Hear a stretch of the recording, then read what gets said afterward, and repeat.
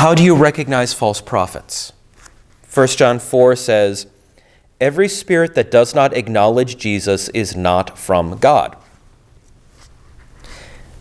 But that's not really all that helpful, is it?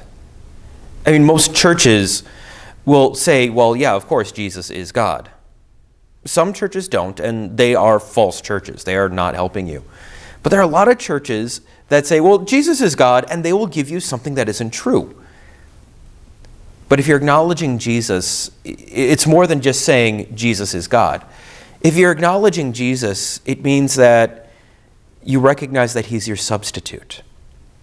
See, so many churches turn Jesus into an example.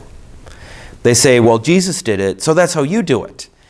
And it's true that Jesus is our example, but that's not his primary purpose.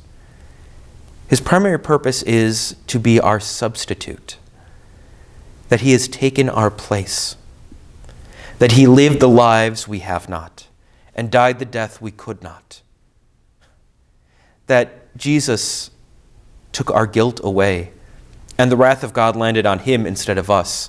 And because of that, we are forgiven. We have a home in heaven.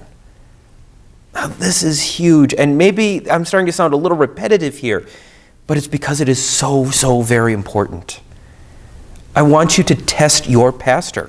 If your pastor does not teach that Jesus died for your sins, and that isn't the main focus of every sermon, one way or another, phrased one way or another, if he's teaching that Jesus is your example, and that is the primary purpose of the sermon, he has been misled, and he's misleading you.